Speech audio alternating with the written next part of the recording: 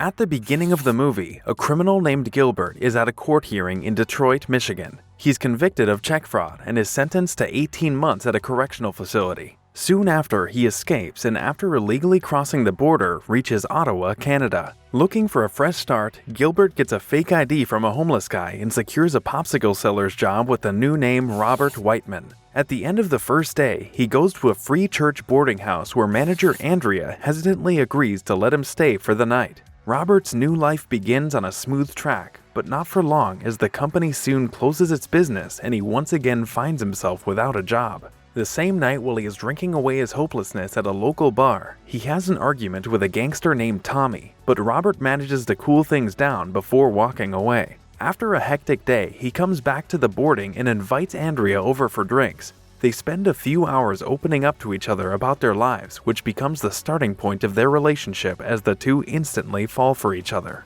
A few months later, they are madly in love and have moved in together. One day, as Robert comes home, he learns that the U.S. security agencies are still searching for him. He gets worried about Andrea, fearing she might suffer because of him. So he comes up with a plan and tells Andrea that he wants to head west for the job. She thinks he might be leaving her, but he assures her of his loyalty and that he will be back soon. Although Andrea is still not convinced, she reluctantly allows him to leave and try his luck in a different city. After sorting things out with her, Robert visits Vancouver and starts looking for an honest job, but the task is not as easy as he thought. Even after spending days meeting different people, he cannot get any sort of respectable work, which brings him back to square one. After running out of options, he, for the first time, thinks about robbing a bank, but calls Andrea first. It proves to be a breath of fresh air as Andrea shares her pregnancy news with him. He is super excited about this new chapter of his life, but gets worried after realizing he now has a big responsibility to provide for his family. These thoughts strengthen his plan of executing a heist, and he begins working on it immediately.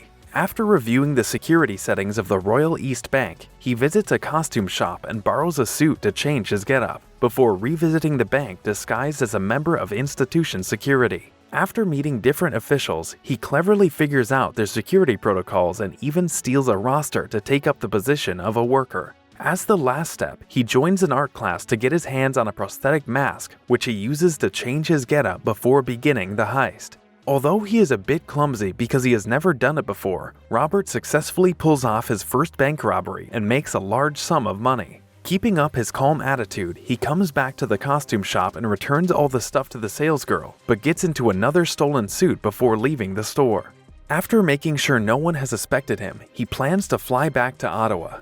At the airport, he hides all the money in his clothes to keep it safe from being scanned, but learns that stuff from domestic flights does not undergo strict security, which shows him the way for his future plans. On the flight, the attendant gives him a voucher while telling him that he can earn points and discounts by taking several flights, so he keeps it as he has already made up his mind to continue on his path. After landing in Ottawa, he rejoins Andrea, who was anxiously waiting for him at the airport. On the other side, a detective named Snyder, who works in the same city, has been after Tommy for a long time, but still has not gotten the chance to get his hands on him. He is overly frustrated with the lack of resources to continue his investigation, but cannot find a way out of this. One day, another detective named Hoffman, who shares the same views, meets him and offers to team up for future projects, which Snyder reluctantly accepts. While the two are busy mapping and devising a strategy, Robert takes Andrea to a housing society to get her a new place while implying that his father hired him as the security analyst. She is overwhelmed by this and wishes to meet his father, but Robert changes the subject and distracts her. Meanwhile, Snyder and Hoffman plead their case to the higher officials and eventually get a green signal to go ahead. Robert, on the other hand, is thinking about finding an investor for his heist when Tommy's name comes to his mind. Acting upon his thoughts, he meets Tommy in the bar and instantly manages to get his attention by pretending to share the same taste in music. Later on, as Robert suggests pairing up for the robberies, Tommy and his mates mock him for coming up with such a stupid plan. Robert is not discouraged by their reaction and offers to rob the bank in front of the bar within 3 minutes to prove his capabilities. After Tommy allows him to proceed, Robert quickly walks to the bank and changes his getup while they watch him through the window. He once again gives a great performance and successfully executes the heist before coming back within the given time and surprising everyone. Impressed by his smooth work, Tommy shares a celebratory drink with him before accepting the deal. With this newly formed partnership, Robert gets in full action and continues to rob banks in different cities, which gradually improves his lifestyle. Within the next few months, he robs 36 banks while traveling on domestic flights, making him a member of the elite Flyers Club, making things even easier. As he continues to win Tommy's trust by giving him his fair share, Tommy's assistant Dave becomes upset with their growing friendship. At this point, Robert has made a lot of money, but Tommy suggests he should also try his luck stealing jewelry because it's much more profitable. Robert is a bit hesitant but agrees to think about it as Tommy insists. On the other hand, Snyder and Hoffman manage to secure the required resources and gather up a team to work on the new assignment titled Project Cafe, designed to track down Tommy's criminal activities. When the team starts collecting information about Tommy and the group, Robert also catches their eyes, but they cannot recognize him. Meanwhile, Robert finds himself in trouble as Andrea has found out about his lies. When she confronts him, he confesses that he never got a job as a security analyst because his father is in prison. Robert thinks she will disapprove of his profession, but surprisingly, Andrea has no problem with it and asks him to show him how he does it without being caught. On her request, Robert takes her with him to his next target and asks her to wait in the car until he returns. Using a fake badge, Robert dresses as the guard and walks inside the bank through the front door. While Andrea worriedly waits for him, he completes another heist and sets off the fire alarm before dressing as a firefighter and making his way back to her. When he shows her the money he got, Andrea is overwhelmed and admires him.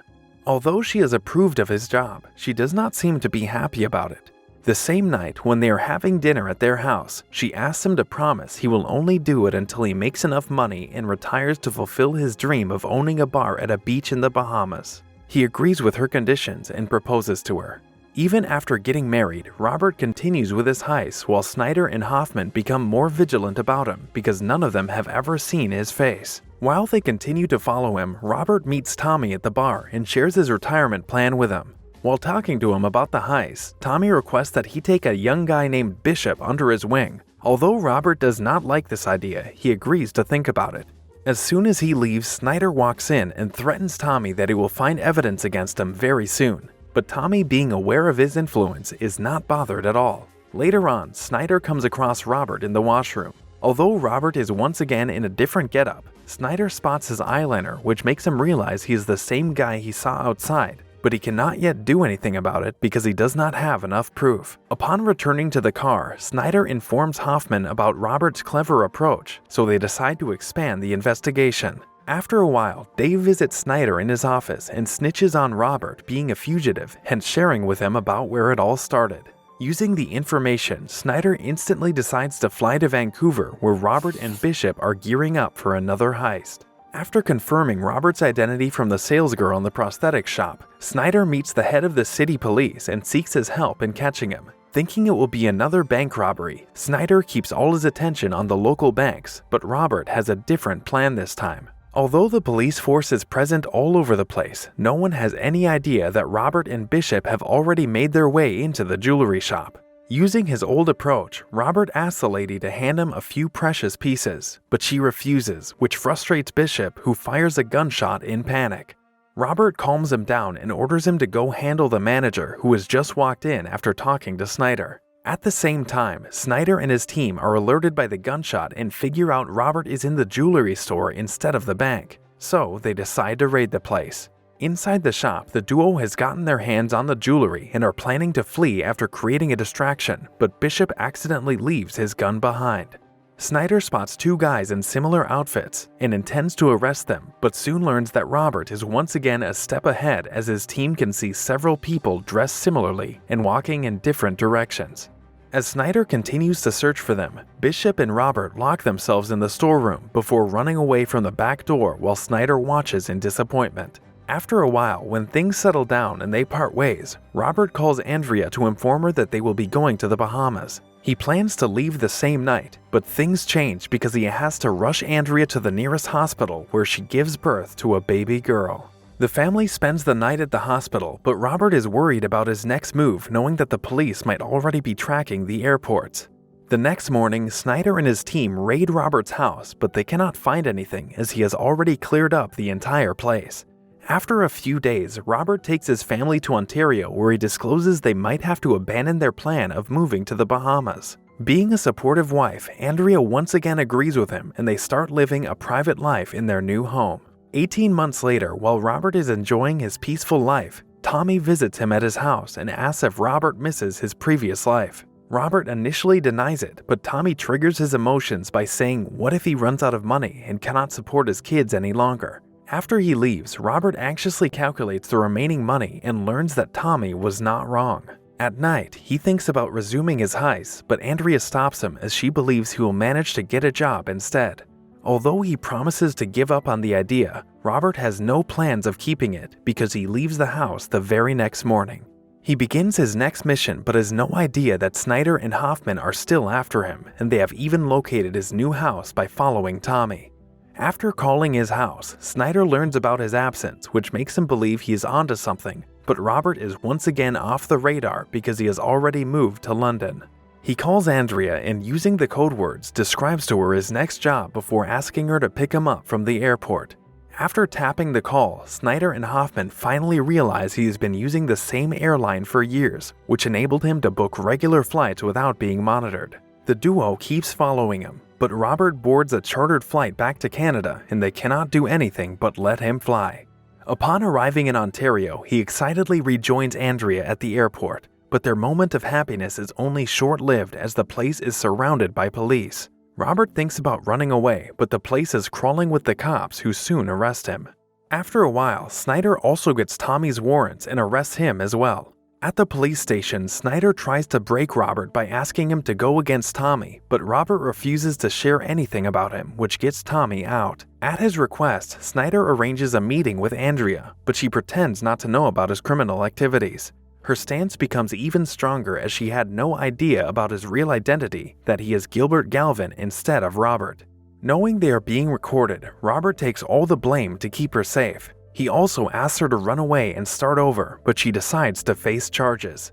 Later on, Tommy also visits him in prison to apologize for being the reason of his arrest and thanks him for not snitching on him. Robert's case is presented in the court with his real name Gilbert, and he is found guilty of all the charges against him, which leads him to get 20 years in prison, while Andrea manages to walk free. The postscript reveals that Project Cafe resulted in 84 arrests, but thanks to Robert, Tommy was not one of them. After finally taking a sigh of relief, Snyder marries a teller from one of the banks Robert robbed earlier. In the end, we learn that Robert and Andrea got divorced in 1989. He was released from prison in 2001 and started working as a truck driver. Although separated from his wife, he remained in close contact with his daughters.